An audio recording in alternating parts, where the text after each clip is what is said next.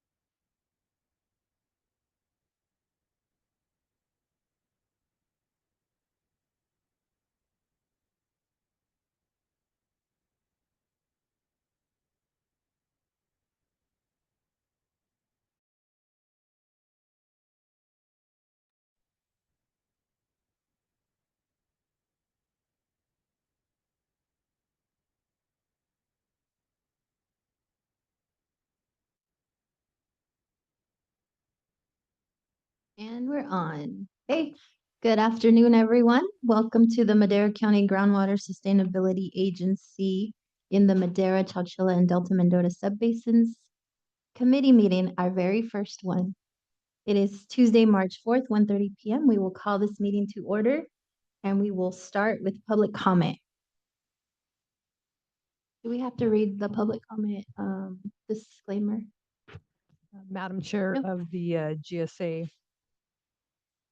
No, Stephanie will talk about establishing a public comment period, Okay. maybe in a future meeting, but this is the period of time for any comments for items Not a- related to the GSAs, but not on the agenda. Okay, There is no set time limit, but a reasonable time limit.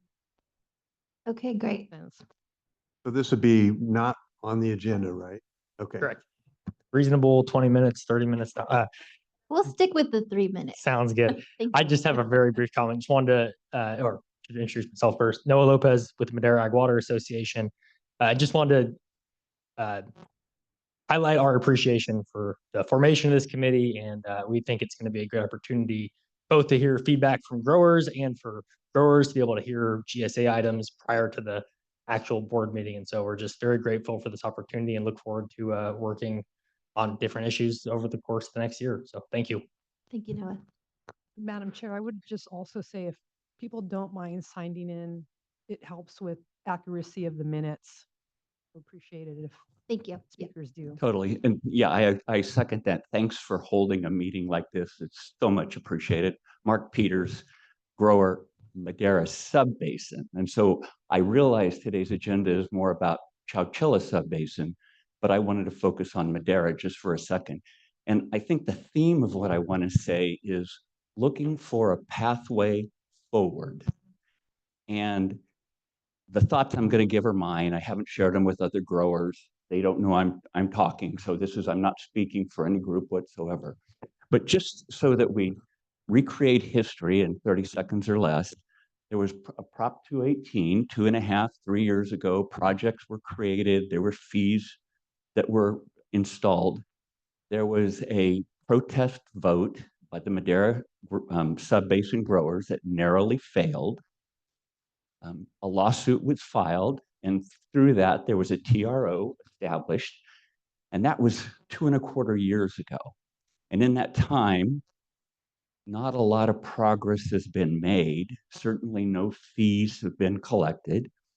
And then last week, of course, the court said two things, that the county's request to dismiss the case was denied and it would go to trial. And the second thing was that the temporary restraining order, given more knowledge from Mojave Pistachio, would be out of effect. And in fact, the board and the county can impose fees. That puts us all in a very difficult situation. And so that's sort of the theme of what I'm talking about. I think both sides think they have a winning hand in court, or we wouldn't be doing this. But maybe right now is the right time to start the discussions about where to go. Because in the future, there's going to be a court case and somebody's going to lose. And I'll just go on to say that if the county loses, there won't be any room for discussion. And if the growers lose, I think there'll still be room for discussion. And so then I want to just read, and we all know this, but Stephanie, you kindly wrote an email.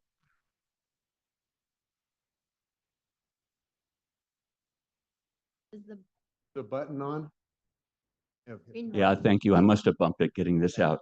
But Stephanie wrote, and I think this is very apropos, and it had to do with was if the county's motion was successful, but that's not the point. The rest of it says, this does not mean the fees will be automatically imposed, or that fees will be imposed retroactively. The board of directors of the county GSA have not made any decision. There will be public meetings to discuss how to move ahead. Regardless of the outcome of the lawsuit, we have actively been looking at ways of reducing fees based upon success with grants and new data. And it goes on. And I think that says it very, very well. It's a new environment. In fact, I would only phrase it by saying, if the county knew then what they know now, it would have all been different. Let's start working on what's different right now. One thing I'm certain of is that the county doesn't want to impose fees today. I'm making a guess here, but because Stephanie said that wouldn't happen, because you'd have a lot of growers angsting, because if you lost the case, they might be paid back, it would just get really ugly. So we're at this point, and I'm just suggesting it's in the county's best interest to start a process of finding the answer right now. And I might give an example when Chowchilla comes up, but I'll wait. I just wanted everybody to hear that. Thank you. Thank you for your comments. Next, please.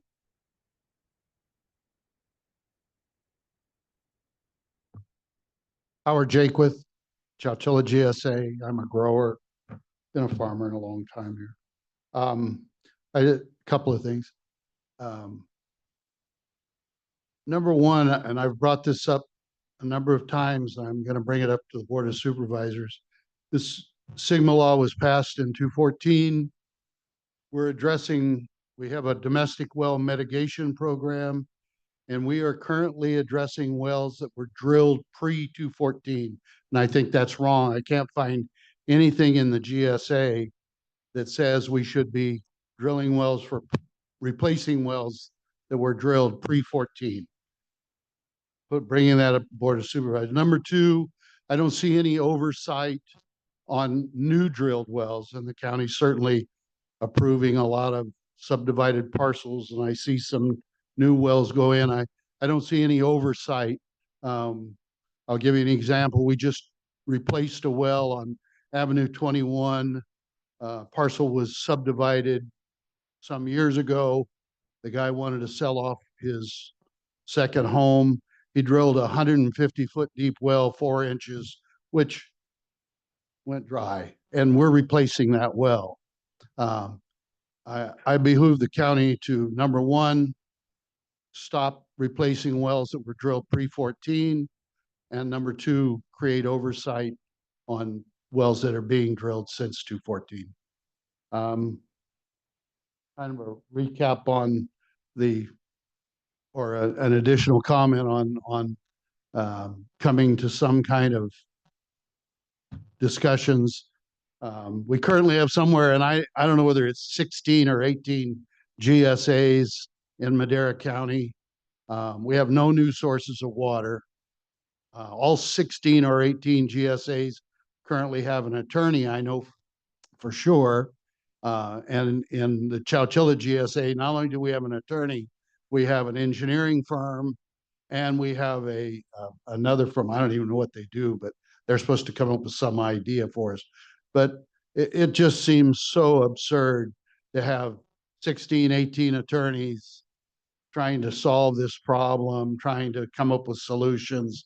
I know in some GSAs, they have been smart enough to unify, and I, I, the only lead, of course, is the county. I mean, it's up to you guys. If you want us to keep fighting like dogs, that's the way it's going to be.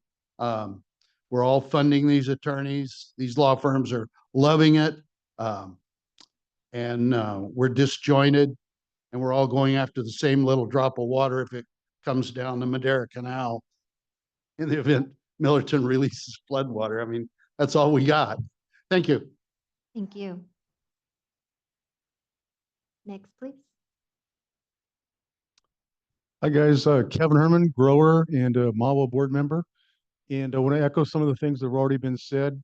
Thank you, thank you, thank you, supervisors, for setting up this venue that allows us to talk before the supervisors meetings instead of after. I think we're all going to be a lot happier with the results, and it's just a really good thing. But the one thing I want to make real clear to the supervisors and Stephanie and her staff is we're not coming here today to try to dictate or tell you guys what to do. We're here to give you ideas so that you can wind up with as good of a finished product as possible. So that's the spirit that I hope everybody here today brings to the podium, is to try to help you create a better product for when it does get to the supervisors meeting. Thank you. Thank you. Next, please. Good afternoon, Devin Avilas with Agro Cooperative here in Madera County. I just wanted to also echo what's been said, and especially to you, Supervisor Gonzalez. I know 2 years ago, you requested for this to happen, and you didn't forget. And to me, that speaks volumes. There's been 2 chair people that sat in that seat while you asked for this and never took any action. So thank you, thank you, thank you for that. I think there's good opportunity here. I think it's going to work. I want to agree partly with Mr. Peters from the standpoint that, yes, I mean, we have to do something, but the lawsuits, I mean, there's good and bad in that. I mean, the lawsuit stayed us having to pay fees, but at the same time, who's paying all the attorney's fees for the county? We, the growers. It's coming out of our tax payments. So no one's winning. I mean, I support the lawsuit to certain points, but I just think that we have to continue to press forward. I look forward to paying some fees because, as one of the gentlemen just said, Madera County does not have a domestic well program. And to me, that is something that has to come as soon as possible, because we know that the state is looking at our GSP this year. And I just think we have to act sooner than later. Thank you. Thank you. Anyone else? Do we have anyone online? No one online. Okay, at this time, we will close public comment and move to item 2, informational GSA committee function presentation. Where's my?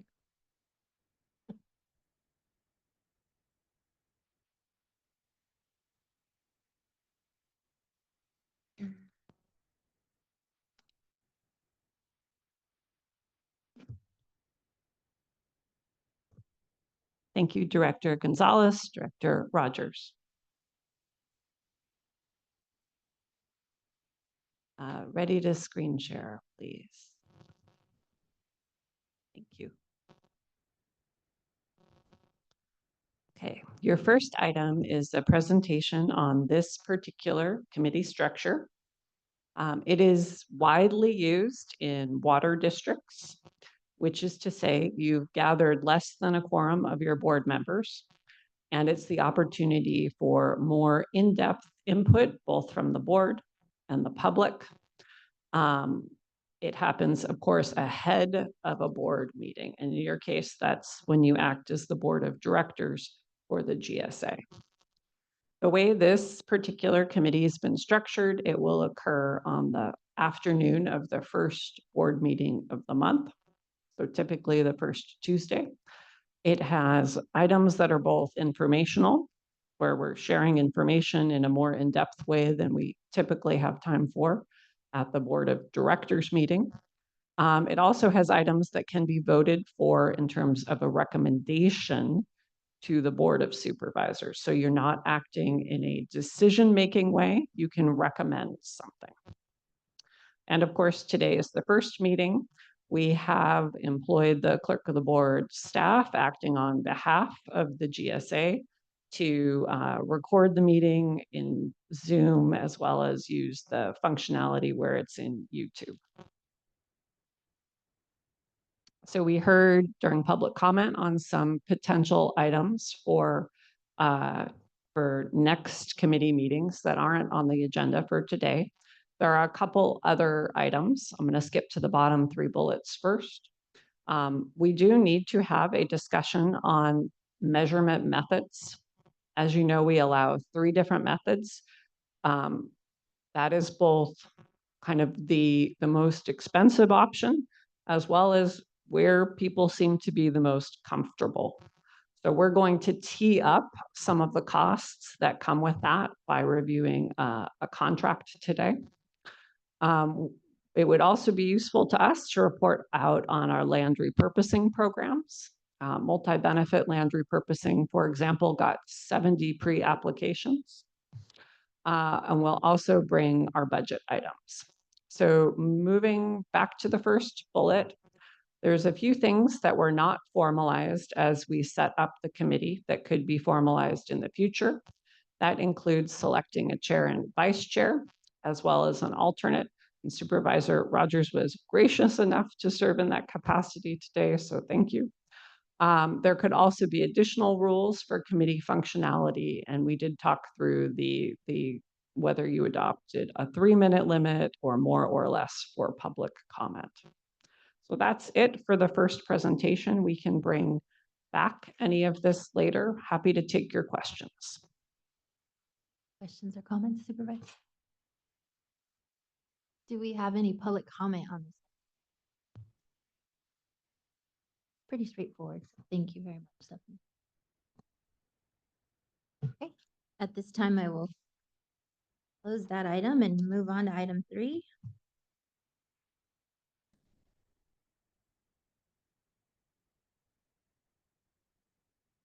Recommend that the Board of Supervisors, acting as the Board of Directors, adopt the 2025 Chowchilla GSP revisions and authorize the execution of 2 memorandums of understanding and 1 MOU amendment for the Chowchilla Management Zone, the Demand Management Program, and the Subsidence Mitigation Measures, and the Domestic Well Mitigation Program, MOU amendment. Thank you. Ready to share again? Thank you.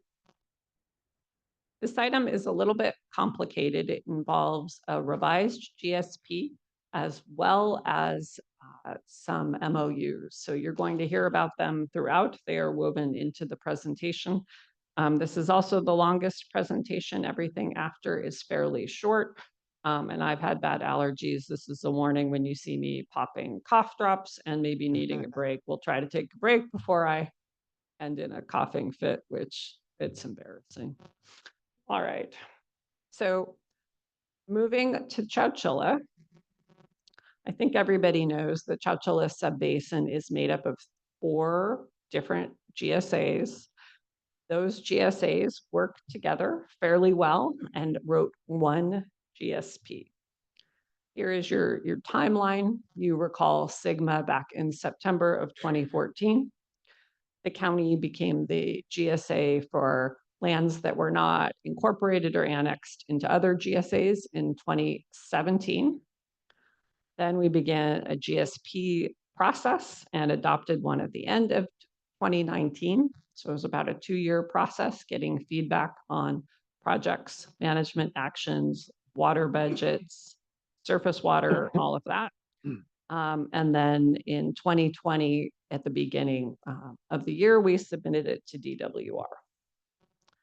Unfortunately, 2 years later, we got a letter stating it was incomplete. There were 3 primary deficiencies. They wanted more information on how groundwater level sustainable management criteria, SMCs, were set, more information on how land subsidence SMCs were set, and then they wanted to know how it was determined that surface water and interconnected surface water was not present in the Chowchilla subbasin. So we worked through that with meetings with DWR. Unfortunately, we received an inadequate determination. Similar deficiencies to before, they wanted more information on sustainable management criteria and how they were set with groundwater levels, land subsidence. They did find that the work on interconnected surface waters was corrected enough, so that was removed from the deficiencies. But for two deficiencies, we were moved to the state board. So due to the inadequate determination, the Chowchilla subbasin is now subject to the State Water Resources Control Board. You'll recall a list I shared earlier last year where there were 6 subbasins that were on this list, and they started moving from kind of most urgent to least urgent. And we are at the bottom of the list in Chowchilla and 1 up in the Delta Mendota subbasin. So once you're inadequate, you're under state board jurisdiction and they have to have a public hearing. So our goal is to avoid that public hearing and get an adequate or better GSP ahead of that date. So we have worked a number of times on different drafts with the state board, and the latest draft we think hits the mark. So in 2025, this year, we had a complete final draft. We put it out for public comment. We have not received any public comment on that draft. So after it is adopted by all GSAs, we will submit this to the state board. It'll be submitted to DWR as well. They will still have to have a public meeting and a public discussion, but we think this will be sufficient to shift us back to DWR.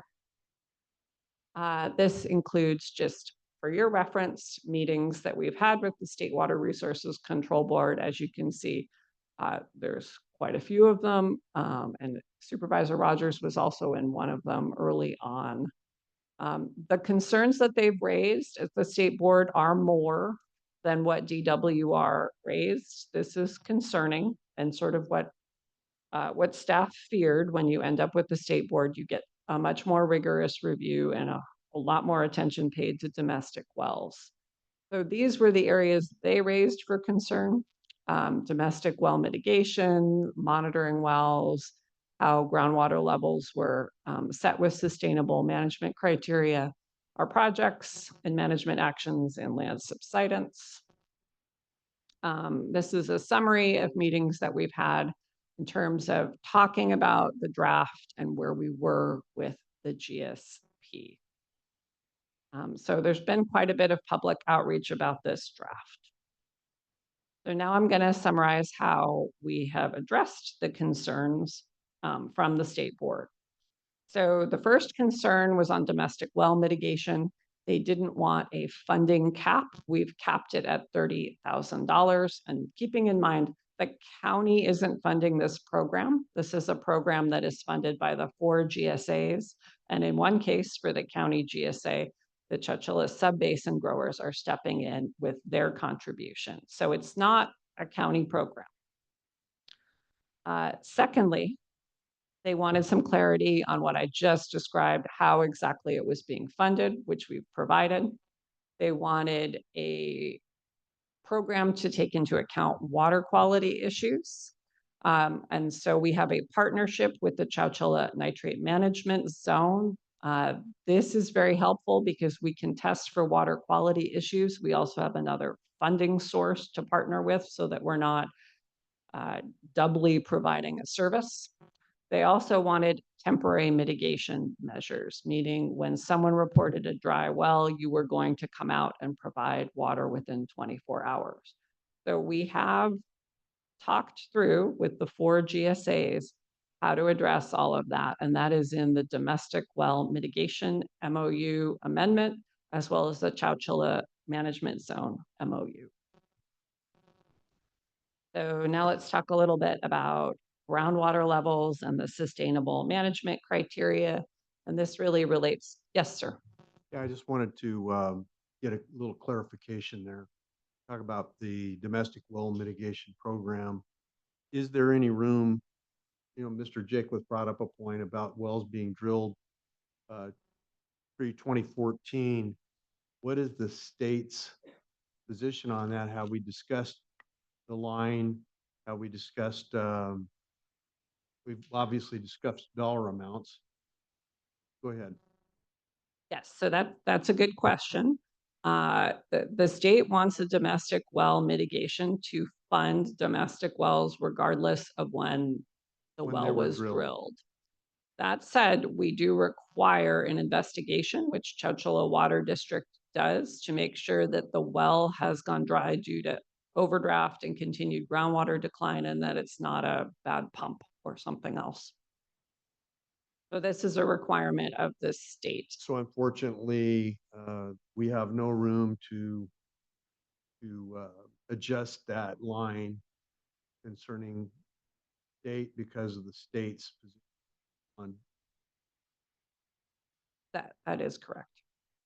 And we do have this throughout the 4 agencies that you're talking about. This, Yes. it was said earlier, we don't have one for Madera County. But even though it's not operated as a county program, it is in function. I know it's working in Chowchilla because I had 2 constituents talk to me about and they were very happy with the program. The program did exactly what it was intended to do for them. So anyway, your comment?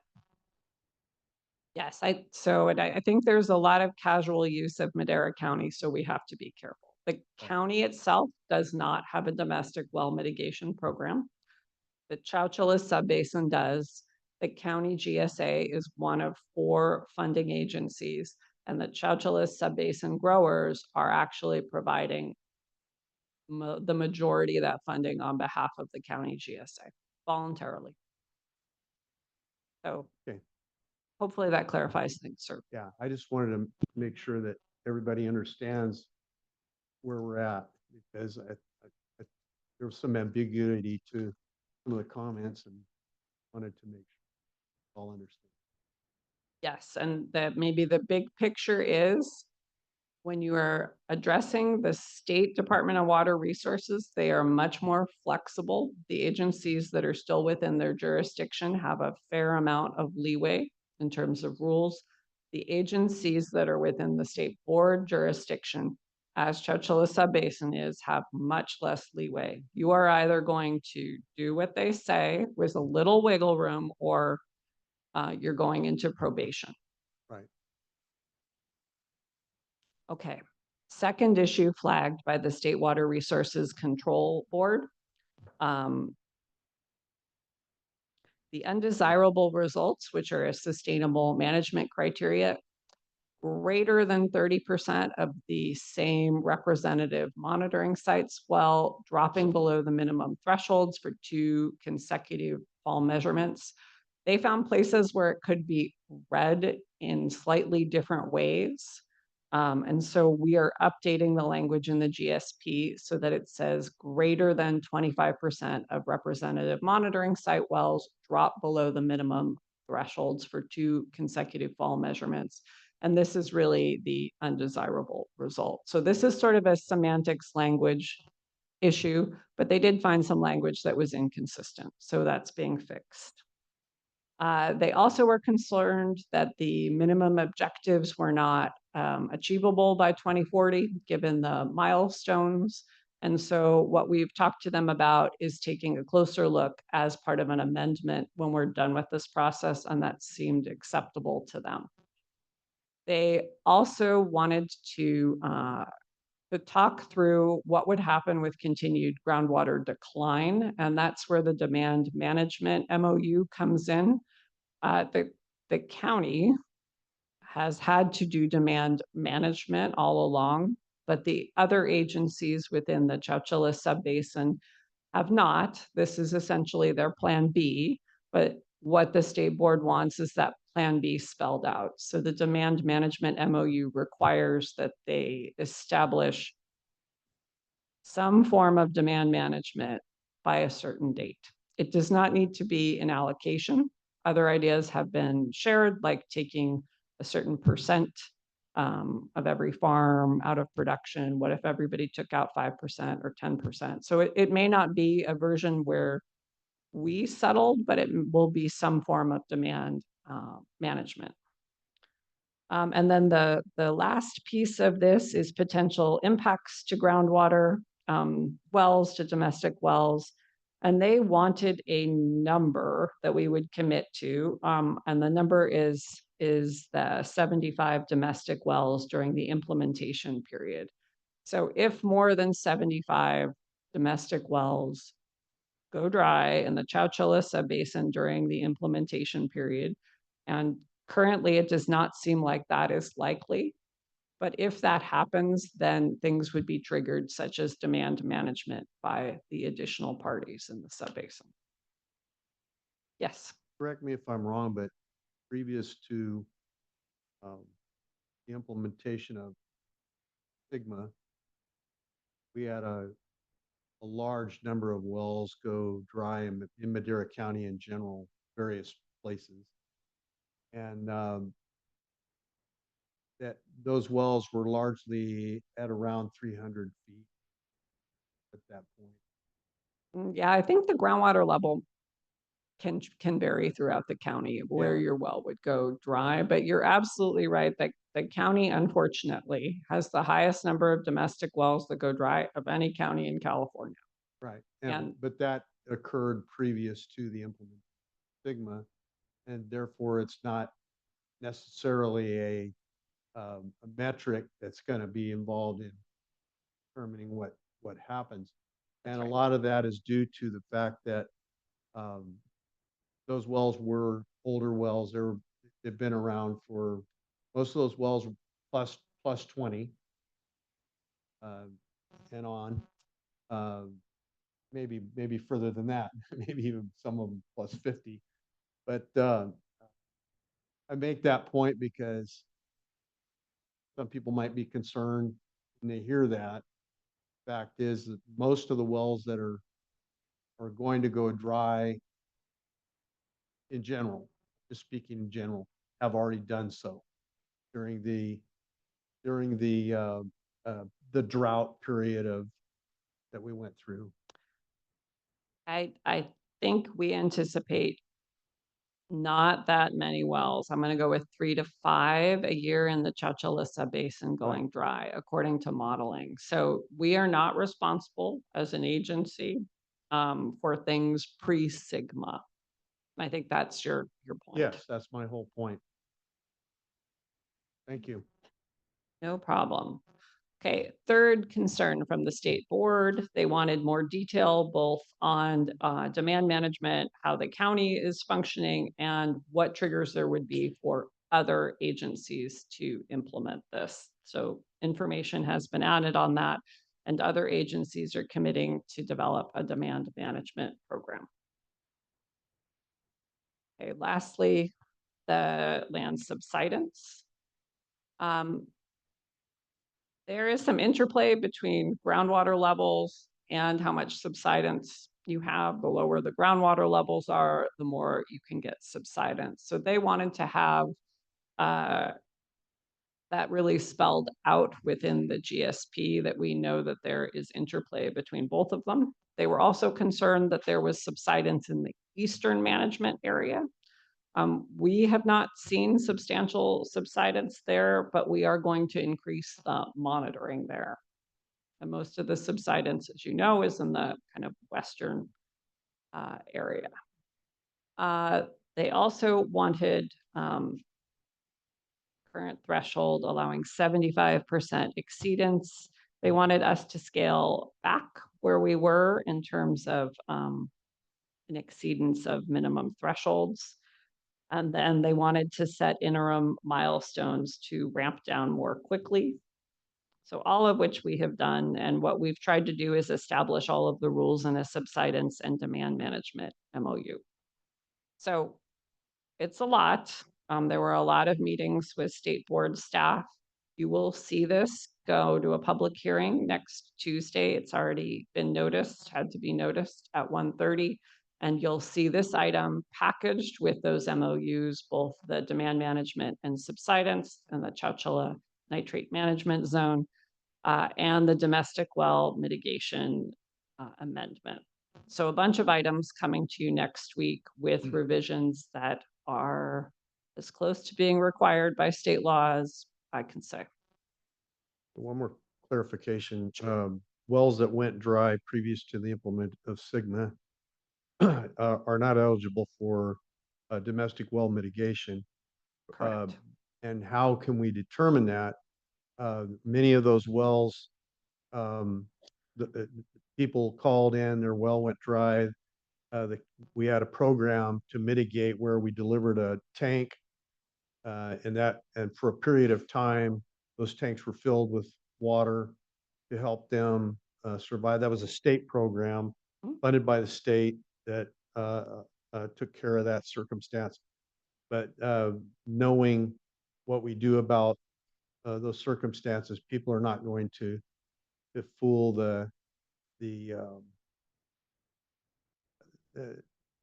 CWD into thinking their wells were that they just went dry when they've been dry for some time. But particularly due to groundwater levels, they know where the groundwater levels in the regions were at the time. I think that's correct. And the well completion report would also have a date on it that's filed both with our county environmental health as well as with the state. Right. I And just want to make that clarification. Chowchilla Water District is not funding any wells that went dry prior to GSP adoption, originally January 2020. Right. Thank you. Thank you, Stephanie.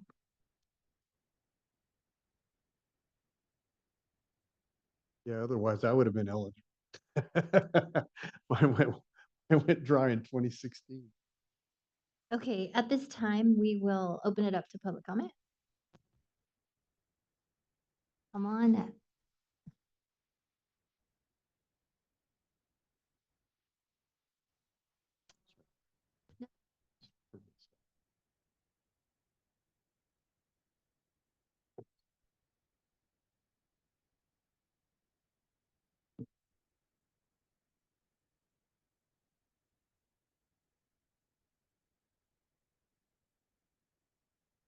Hi, my name's Larkin Harmon. I'm the president of Clayton Water District, which is on the west side of Madera County, and a grower.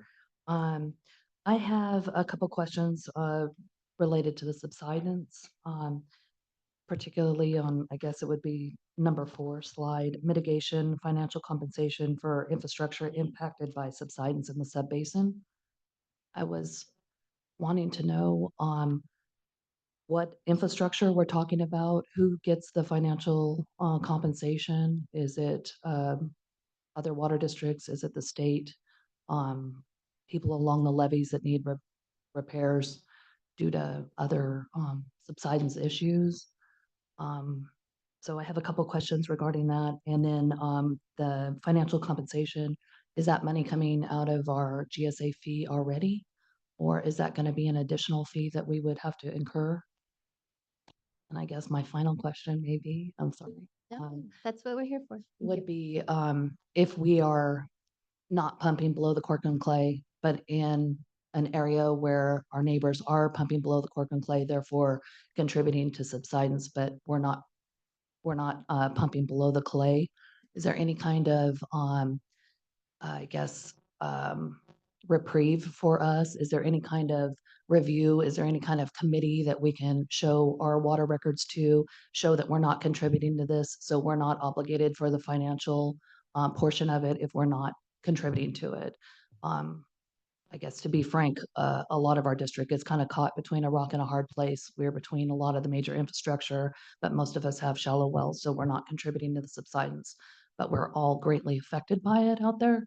And so if we can't change our habits, our farming habits or our pumping habits because we're not contributing to it, we're ending up having to pay for a lot of the infrastructure and a lot of the problems that that we're not contributing to. So a reprieve or some kind of board decision or appeal would be helpful. Thank you. Thank you. We'll try to get your questions answered before the meeting's over. She's writing them down and Mark Peters again, and thank you again. So I'm delighted to hear that Chowchilla is moving ahead, especially under the auspices of the State Water Resources Board. Now let's go to domestic well mitigation and tie it back to what I was talking about earlier. I think that for the Madera subbasin, the domestic well mitigation program is more onerous than it is in the Chowchilla subbasin, the one that the growers had a lot of feedback in and created. And I know the board will vote on it. I think it will pass. It will go to the State Water Resources Board, the absolute top of the chain, and I bet it passes. My suggestion is that that would be one place that the board and staff could start, would be applying the principles of the Chowchilla subbasin domestic well mitigation program to the Madera subbasin as an example. Thank well, you. why reinvent the wheel? Yeah, If it works. And yeah. you know what, guys, it starts to put us on a foot of conversation, moving forward, looking for answers. And truly, this is all about finding the right answer. Agree. Thank you. Anyone else? Do we have anyone online? No one online? None online. Stephanie, do you want to make any final comments? While she's coming up, in that regard to Mr. Peters' statement, I totally agree with what you said and what Mr. Jake was said earlier about unity in the basin, period, not sub basins or what have you, but amongst all the factors contributing. I totally agree with you. I think it's an absolute travesty and a waste of money to be fighting each other over what we could simply agree on after coming together and making a bigger difference in our entire basin rather than fighting each other over minutia. And I think what it comes down to is minutia, but some people want control. I don't want control. I don't care about control. I want you to have control of your life. I want you to have control of your farm. I don't want the state to have control. Unfortunately, they have a lot of control, a lot of power. And we're trying to keep their control from happening on a larger level in our region. I think everyone understands that. Hence the effort to comply as much as possible with the state's desires. However, we're doing that with a fine tooth comb. This is an adjustable process that's going to occur over a number of years, and every 5 years there's going to be an adjustment, and hopefully it'll be in your favor. And I think one of the things, I'm just going to make this comment too in regards to, I think it was Kevin who said, he talked about being able to communicate and talk about solutions. I'd love to hear more solutions coming from the farm community, like what you just suggested a few moments ago. I'd love to hear more coming from the farm community. You guys are the ones having to pay the bill. And you guys are the ones that come up with the best ideas. And I'd love to hear those ideas. If you have a dollar amount that's doable on projects, if you have thought that out and amongst yourselves and you have something that's doable, that would be noteworthy. I think furthermore, I think also there are a number of projects that have already been done, but they're not included in the GSP program. And that would be something that if you could quantify that and bring those various projects that have been done to the table and quantify that into the GSP, that would be so outstanding because then we're reducing the potential cost of those projects. And why is that important? I'll tell you why it's important. Because without the projects, the allocation, the management, demand management allocation, you've heard this before, is predicated on those projects, on bringing new water to the table. So I know of several farmers that are already doing that. They've got projects. It's cost them money.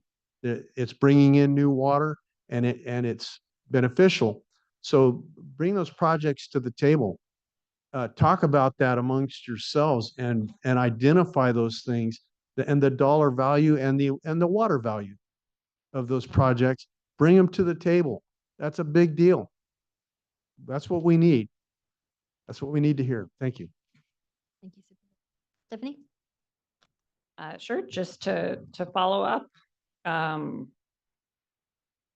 the Chowchilla Domestic Well Mitigation Program and all of the accompanying rules that were developed in public have been used to create a Madera Subbasin MOU. So we've tried to take something that was working and translated it into Madera. We will have public meetings about the rules on the Madera Subbasin as it relates to domestic well mitigation. And I will say the scale is different.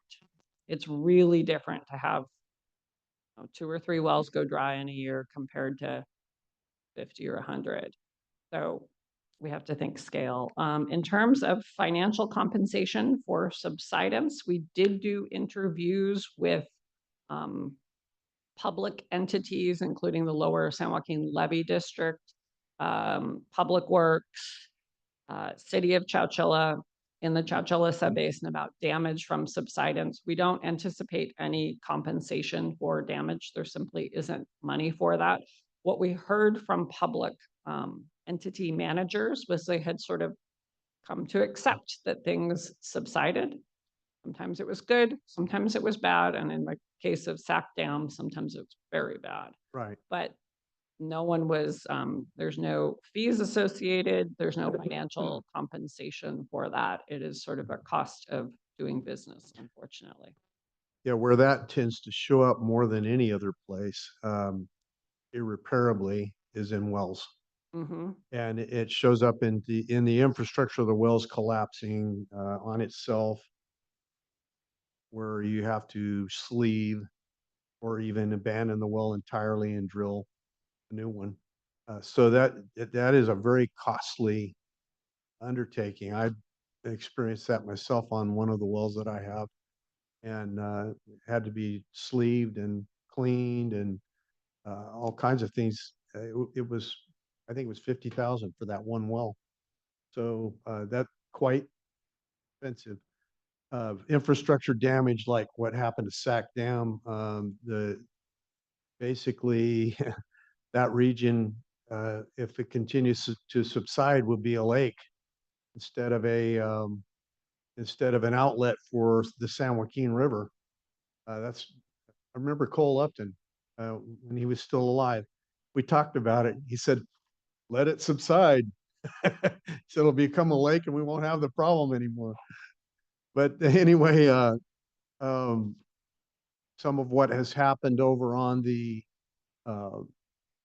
canal the Kern Bryant Kern Canal.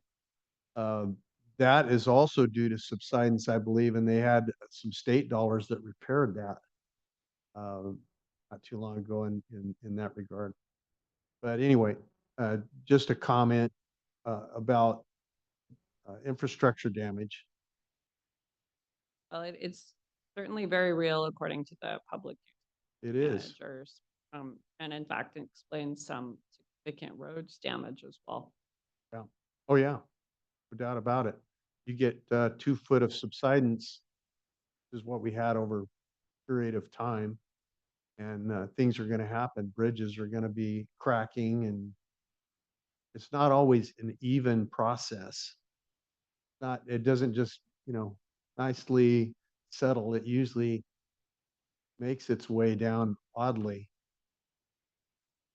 So this is an action item. You would be making a motion that included those MOUs as well as recommending for the board. And I'll move that we forward that item to the Board of Supervisors or the Board of Directors. And I will second, but then we have to take, how's this gonna work? We're the committee, so yeah. Yeah, still roll call vote for purposes of Brown Act compliance. And right, We're not. if there's ever a split vote, then they are merely recommendations. Could be a tie vote. Yeah, tie vote, but then it'll be no action to the Board of Supervisors. Right. And the board can, with knowing that. Thank you. And Stephanie, I just want to make sure that you connect with Morgan, I think, Larkin. to follow up on anything that, will do. thank you. Roll call vote, please. Director Rogers, Yes. Director Gonzalez. And yes, Vote passes 2-0. thank you. Thank you very much. Thank you, Stephanie. She had one more question that you didn't respond to, and I think it's worth responding to, was the idea of, would there be an exemption? And how does the state view that, the basin as a whole and sub-basins, and what would be your response to that? Do you have an answer to that now? I thought I captured that with saying that there wasn't any financial penalty or Right, costs but there was an being recovered. exemption that So as she was as asking we about. know, the state deals with your sub-basin as a whole. Right. And that was going to be my response, is that it would be literally impossible to make that case to the state. They don't consider your straw any different than everybody else's straw in the glass. And the fact that you have shallow wells means nothing to them in terms of the basin as a whole. Your utilizing of the water would be the basis for thought. How much water do you utilize? That's it. And am I correct? Yes, Okay. and I'll follow up with Ms. Okay. Thank you. Item 4. Informational, look back 2024, look ahead 2025 presentations. Okay, this is a short recap on our activities in 2024 and what is on the agenda in 2025. Ready to share.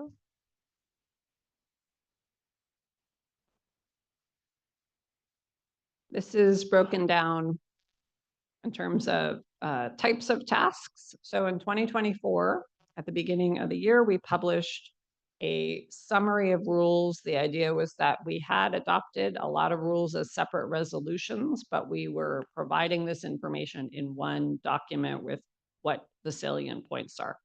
So that was an idea that MAWA came up with and was very useful. That's been mailed for last year. And then this year, we're so close to having one for 2025. We also hosted a resource fair last year and had 75 individual growers learning about either their allocations, meeting their water resource specialists, lots of questions on multi-benefit land repurposing and recharge. We've assigned our 4 water resource specialists, each have 90 growers that they are responsible for being the primary point of contact for. That includes things like what's the rule for carryover water, as well as communicating anything or questions with their reports. We have added additional in-person and Zoom office hours, which we found to be a pretty good way when people would like to kind of either pop in or schedule something ahead of time.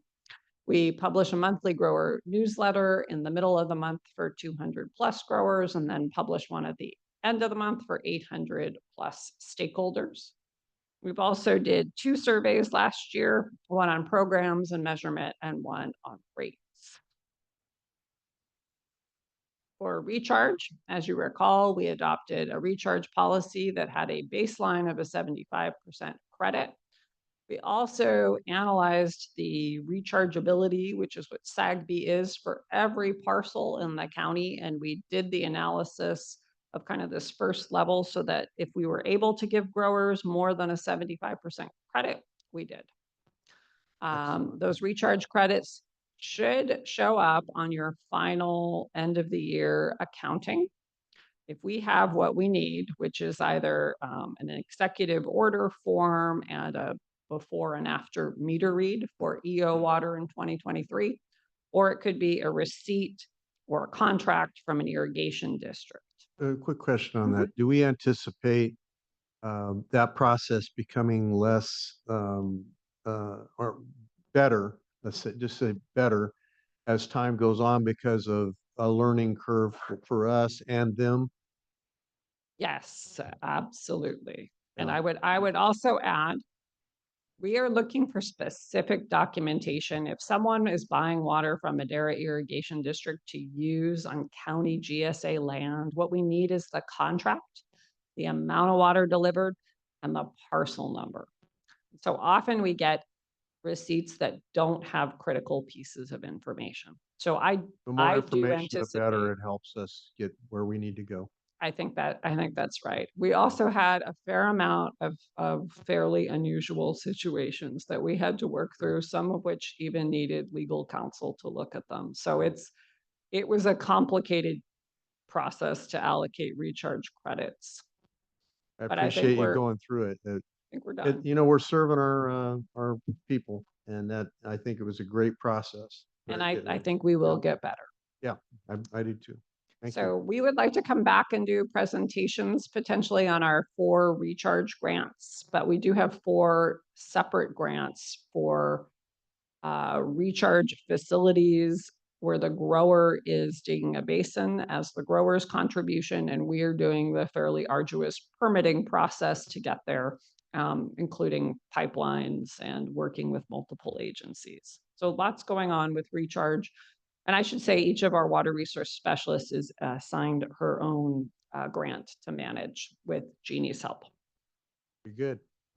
So moving to land repurposing, we closed out Land Flex. That was a DWR grant. They gave a fixed amount per acre to essentially give up your transitional water now and into the future. So now we're in the drive-by phase where we just make sure that people keep those acres as they agreed to. Were there many takers on that? There was a lot of initial interest, and then we whittled it down fairly, well, we ended up with 3. Okay. And we have provided feedback to DWR on kind of their process. Part of the problem is came out with the grant in the middle of the year, but they wanted you to follow right then. So of course, Mm. growers had commitments. Yeah. It's not, Yeah. the timing is not good for them. Yeah. It's probably true. As you know, in June, we adopted the multi-benefit agricultural land repurposing plan. This is kind of a county-wide function, not just the GSA, but we do have a lot of GSA interest in this grant. We received 70 pre-applications, much more than we would expect, and we have some kind of analysis we can share with you at a later meeting on that. We also worked with our local community college to bring some researchers here. We also worked with Kevin Herman from Spec Crop to do a farm tour. So I think we're trying to increase the amount of knowledge on agave. Changing crops is a big deal. People need support. Lots of GSP work, some of which you heard about today. At the end of 2023, we had the Madera Joint GSP declared adequate, which was a bit of a surprise, but a welcome one. We also have a plan amendment that we worked on in the Madera subbasin. You've seen the draft of revision for the Chowchilla GSP. We've also worked in the Delta Mendota, which is another subbasin that gets a lot less attention, But that is one of the ones with 23 GSAs. So we are just a small part of that, but it does require staff time to look at the plan and provide feedback. The Chowchilla Water District led the development and the implementation of the Chowchilla domestic well mitigation, but we're a party to that. We also began facilitation services through a grant to develop rules with the Madera Subbasin Domestic Well Mitigation Program, and I mentioned we would have public meetings this year about that. We also updated our appeals process to accept telemetric data. So we have a great improvement in the measurement methods. We introduced a programming function that allows the monthly reports to be emailed out automatically rather than water resource specialists having to do it essentially by hand. We have kept up with mailing hard copies as well. We try to do a fallow field analysis where we do drive-by visits, and we did that in 2024 of fields where either the growers notified us that the crop has come out and we would like to zero it out so they're not charged or assessed for that evapotranspiration, or we think it's been zeroed out due to how satellite data is portraying it. So we do kind of a field visit for that.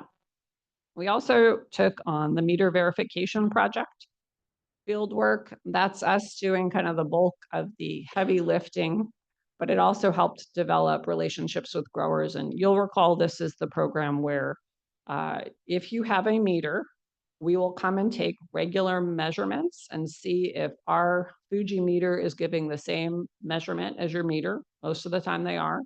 And then at the end of the year, we will share both the meter data, which you have, as well as Land IQ and EraWatch, now called HydroSat. Just a Yes. quick comment for you. Analyzed fallow fields. Yep. The assessor's office also does a field inspection when trees are removed because those are assessed. So you might want to coordinate with them so that it's not done twice.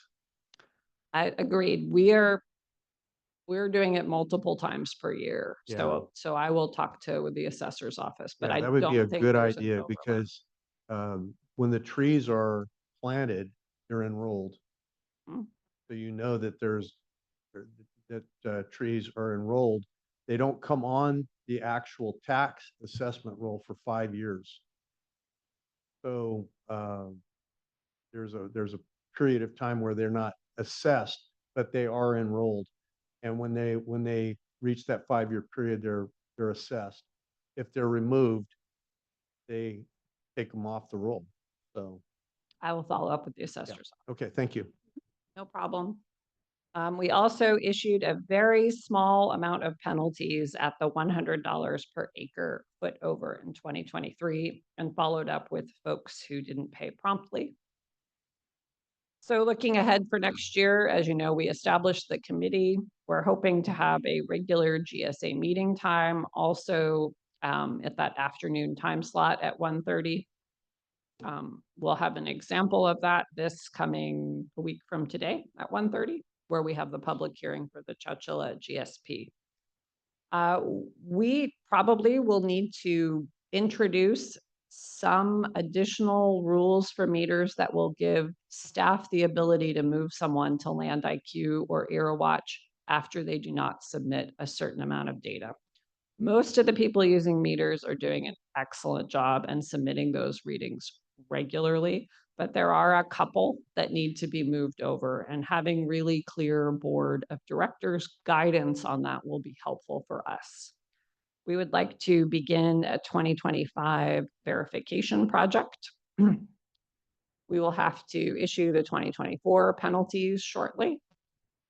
We'll have to take a look at multi-benefit land repurposing applications and process them. We'll have all of our Prop 68, 3 of the 4 grants are starting construction this year. Hopefully we'll have a complete domestic well mitigation plan in Madera. Hopefully an adoption for the Chowchilla Subbasin revised GSP next week. And then of course I mentioned those rules that we would start published soon. So that is it with the look back, look ahead. Happy to answer questions and take your thoughts. Any additional comments, Nope. Supervisor? I kind of did it along the way. Thank you. Yeah, thank you for the update. Lots of work, lots of good work happening. So, at this time, we will open it up to public comment.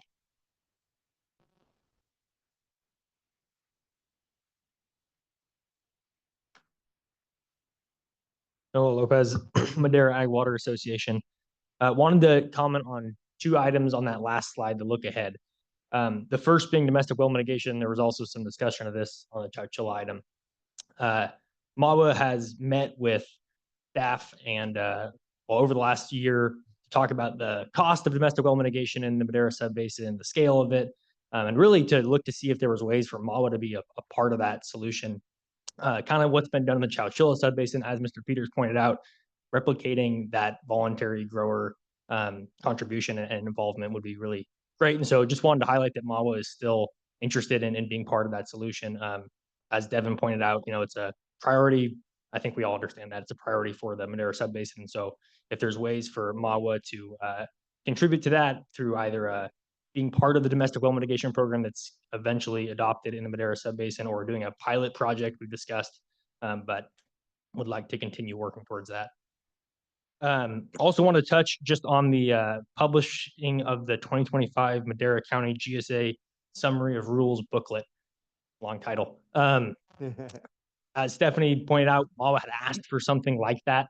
The current GSA rules are kept in 14 resolutions. And so anytime you want to understand what the actual rule is, you have to go look at a resolution, read all the whereases and therefores, and figure out, kind of try to interpret what that resolution means in relation to all the other 14 resolutions, right? You have to cross-reference them. And so while that summary of rules is really helpful, it still is kind of an interpretation. It's whoever wrote that. It's their interpretation of what those resolutions say. And I think MAWA would still love to see as a long-term goal for the GSA, the adoption of a rules package. It's what's used in most irrigation districts, other water districts, and plenty of other GSAs in the San Joaquin Valley, where the rules are actually codified in a rules package, right? And we've all seen these kind of rules booklets, but you would have, an article and then all the relevant rules. I think it would be helpful even in what Stephanie was alluding to with the revisions to the meter rules that they're looking at possibly adopting. That kind of change or adaptation of the rules would be a lot more feasible if you had a rules package that your board could say, hey, we're going to adopt the rules package to amend this section, done. And then you could still have all the resolutions in effect, but you would have a rules package where growers could go to understand that. So I like that idea. It's kind of like a building code book. exactly, yeah. Same thing. I know it's a big undertaking, but I think long term it would probably be really, really helpful for Well, I think the we'll get GSA. there. I think we'll get there. Yep, those are the two comments, and yeah, thank you. Thank you. Thank you, Noah. Larkin Harmon again. So the look ahead at 2025, if you guys are taking suggestions, I've talked to Stephanie about it a couple of times, but from a grower's perspective, an accounting platform would be something that would be nice to be included in the goal for 2025. There's a lot of back and forth with the staff, which I'm very grateful to be able to talk to somebody about things.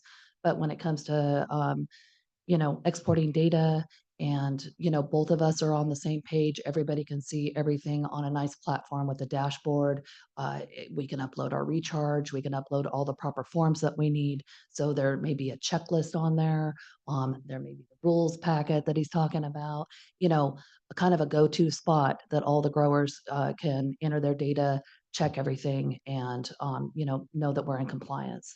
So accounting is very, very important, as you can imagine. And as our water gets ratcheted down, it's going to be even more important. So, if we could work on that, that would be great. Thank you. Thank you. Good points.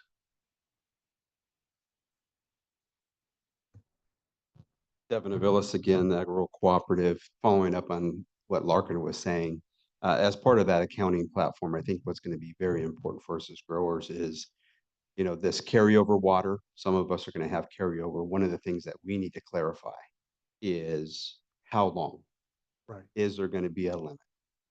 And if there is, hopefully not, but if there is, we need as much time as possible. So that way we can either exchange water with other growers. That also leads into, and I know Stephanie has this on her radar, is the water market, is if we can sell that water or come up with ways for us to exchange and find a way to just not maybe care, kind of spread the risk a little bit. So that's the only comments I have. Thank you. Thank you.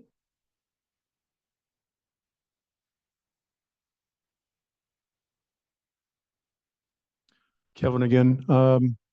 One other thing I'd like to suggest we work on in 2025 is this whole process is kind of uncharted waters for all of us, staff, growers, and things come up. I know Stephanie and I have talked about a couple issues that I've had where we, quite frankly, we weren't sure is it the Board of Supervisors purview, or can staff make rulings and decisions on these questions? So if we could create some sort of clarity on what that process looks like. If somebody has a question, what's the protocol? Right. Thank you. Thank you, Kevin. Yeah, I appreciate that comment simply because I get a lot of phone calls asking me to clarify. And so I would be nice to, I probably get sometimes 10 a day on that in the right time of year. Okay, anyone else? Do we have anyone online? So comments online? Okay, thank you very much. Where are we? Next item is item 5. Recommend that the Board of Supervisors, acting as the Board of Directors, adopt David's engineering contract to assist with the 2025 allocation monitoring for flow meters, Aero Watch, Hydrosat, and Land IQ.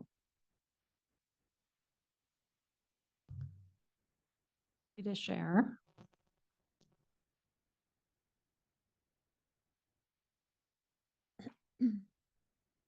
Okay, we just have one slide here, but I'd like to give you an outline. This is an existing vendor. You have heard the name before. They were selected several years ago as part of an RFP process when we were looking for people to help with the allocation. And it's a package of David's engineering and the Hydrosat services, but we have additional support that they are offering primarily in programming, which is something that staff doesn't do.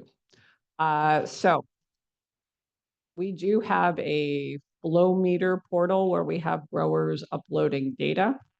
They help in conjunction with staff doing QA, QC to process this data and turn it into reports. It is definitely not as seamless as we would like it to be, but it is a lot of data that is coming in. Obviously, it's not one person, one well. It's often one person, 50 wells with monthly reads, sometimes multiple reads.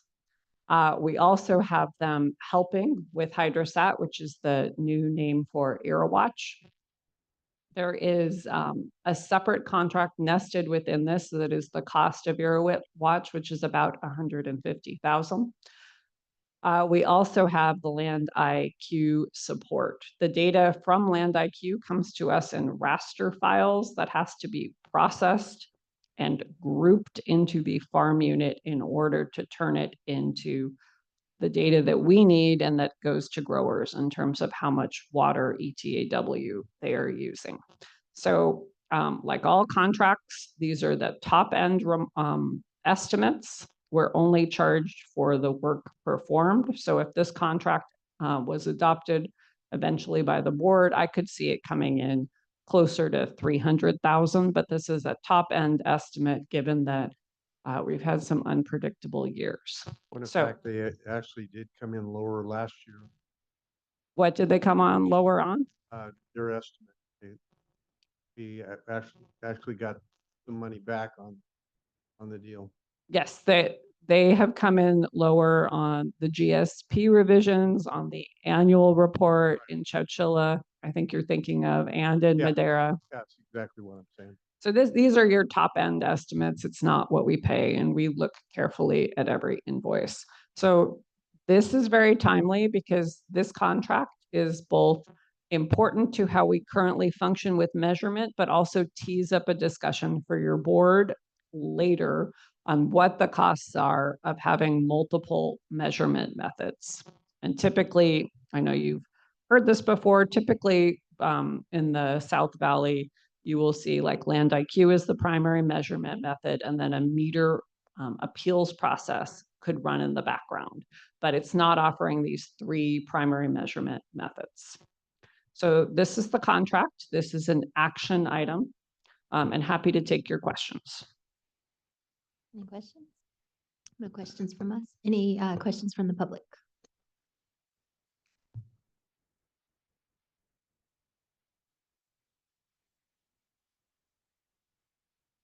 Noah Lopez Mawa, one last time. Just wanted to use this contract, as Stephanie said, as a way to maybe just begin the discussion about the measurement options in the Madera subbasin or in the Madera County GSAs.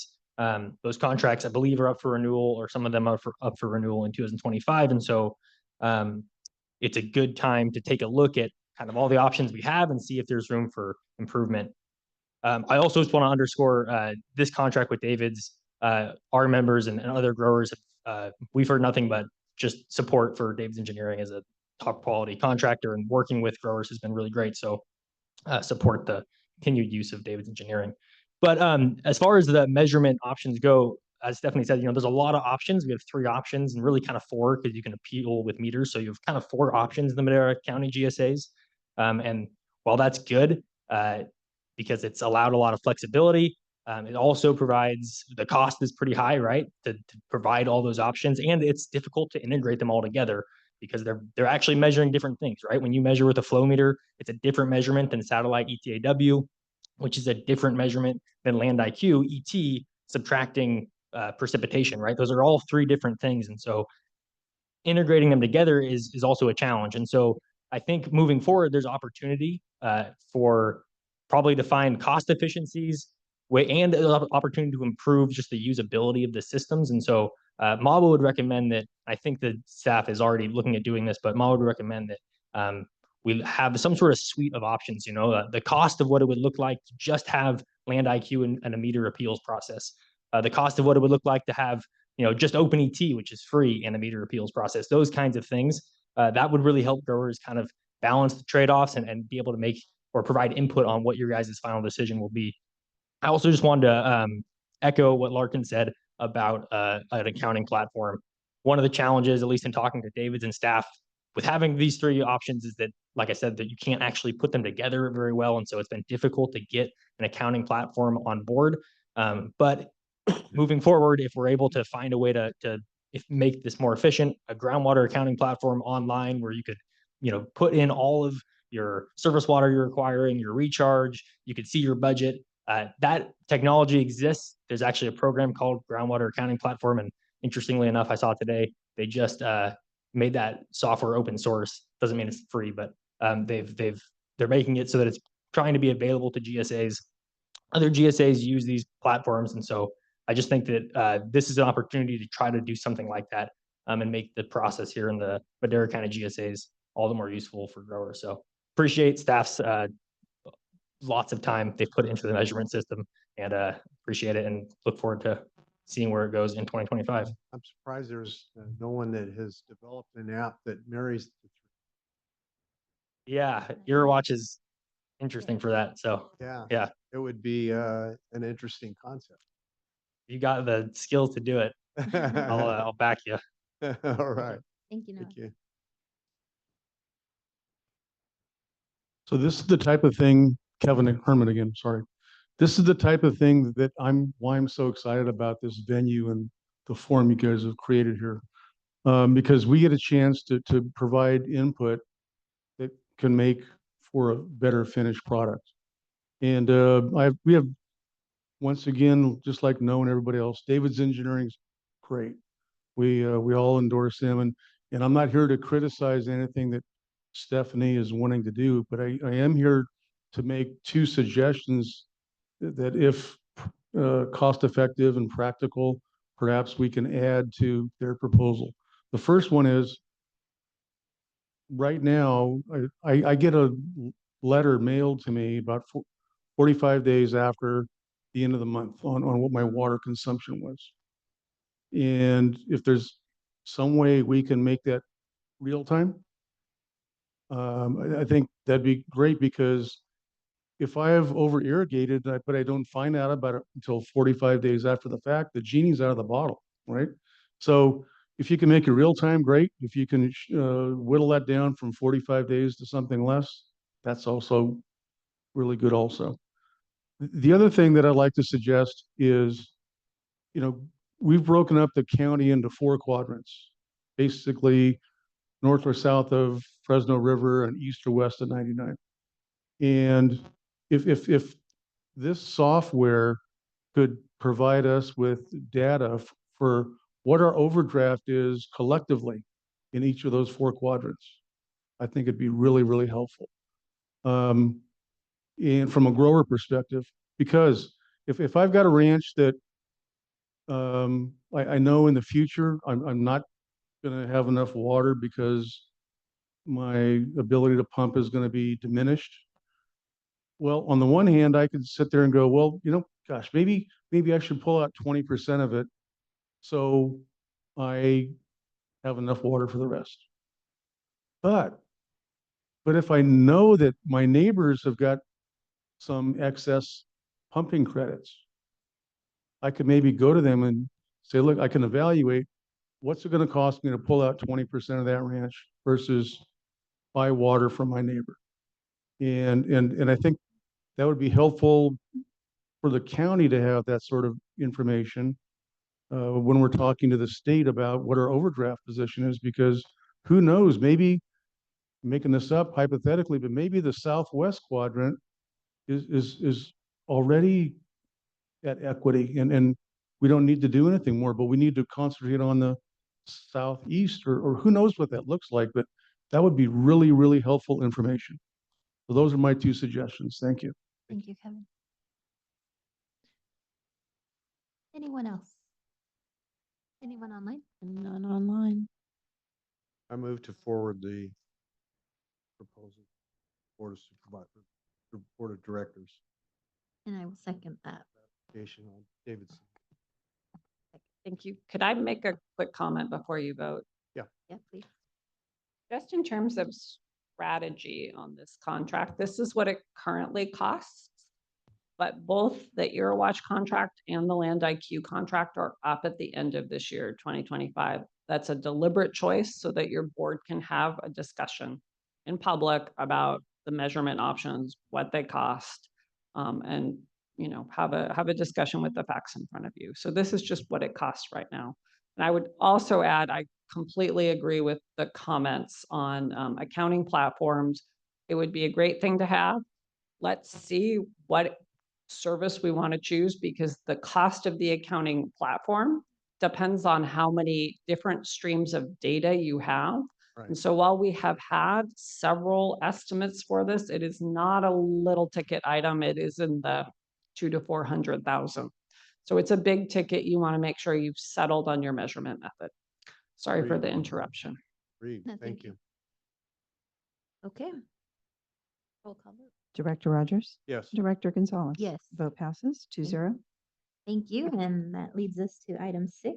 Recommend that the Board of Supervisors, acting as the Board of Directors, adopt a transfer of appropriations to make funds from Chowchilla penalties available to Chowchilla Water District. So this is a relatively simple item. Typically, transfers of appropriation of this size are on consent, but in full transparency, let me explain what this does. As you know, we have signed an MOU with the Chowchilla Subbasin growers to use any penalties from the Chowchilla Subbasin towards domestic well mitigation. We did not have an account to put that money in, so it was in special department expenses. I don't feel comfortable using that account quite in that way, because that's what we use to, for example, buy a Fuji meter.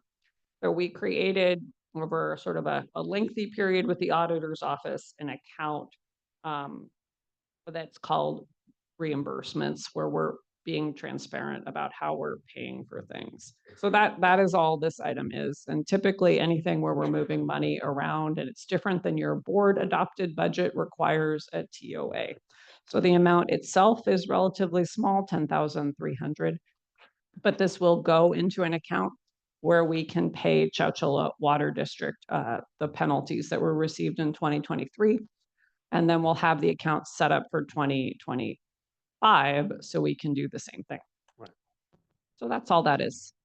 Happy to take your questions. Any questions, comments? Any questions or comments from the public? None online. None online? Move to approve. And I will second that. Director Rogers? Yes. Director Gonzalez? Yes. Vote passes 2-0. Okay, and with that, that concludes today's items. I want to thank you all so much for coming in and participating and, we'll iron out some of the kinks. Larkin, I want to apologize. I called you the wrong name earlier and I'll get it right. I next really time, so. appreciate everybody being here and making those comments. That just really helps. Yeah. Thank you. Okay, with that, we stand adjourned. Thank you very much.